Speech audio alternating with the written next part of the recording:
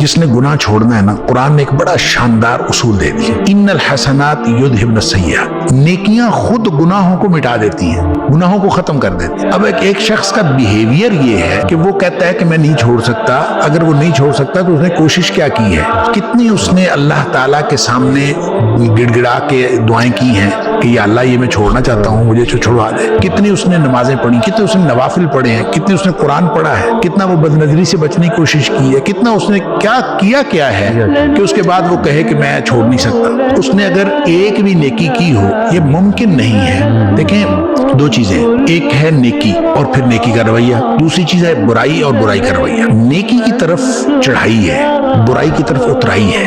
برائی میں بہت جلدی آپ چلے جاتے ہیں، نیکی میں اپنے آپ کو بڑا باندھ کے لے جانا پڑتا ہے، بڑا زور لگتا ہے، تو لہٰذا اپنے نفس کو پورا باندھ کے اوپر چڑھانا پڑتا ہے۔ اور اگر وہ کوئی نیکی کی طرف آتا ہے تو یہ ممکن ہی نہیں کہ اس کی طبیعت کے اوپر، اس کے دل کے اوپر، اس کے دماغ کے اوپر اس کے اچھے اثرات نہ ہوں، یہ ممکن ہی نہیں۔ دوسری طرف اترائی ہے، ظاہر ہے جو اترائی ہے یہ بیک وقت چڑھائی اور اترائی نہیں ہو سکتی۔ جب چڑھائی ہو رہی ہوتی ہے تو اترائی کے اندر فرق پڑ رہا ہوتا ہے، آپ دوسری طرف جا رہے ہوتے ہیں، اپوزٹ ڈائمینشن میں آپ جا رہے ہوتے ہیں، اور اگر آپ جا رہے ہوں اترائی کی طرف تو پھر آپ کی وہ جو چڑھائی ہے وہ اترائی میں بدل رہی ہے اور آپ اپوزٹ ڈائمینشن میں جا رہے ہیں۔ اس کا مطلب یہ ہوا کہ نیکی اور بدی دونوں برابر ایک وقت میں نہیں ہو رہے ہوتے ہیں۔ بالکل نیکی ہو رہی ہوتی ہے تو آپ بدی سے دور جا رہے ہوتے ہیں، ڈسٹینس کریٹ ہو رہا ہے۔ تو وہ اگر آپ نے کرنا ہے تو آپ ہمت کریں۔ یہ ہو نہیں سکتا وہ کہے کہ میں نیکی کر رہا ہوں لیکن وہ چھوڑ نہیں سکتا۔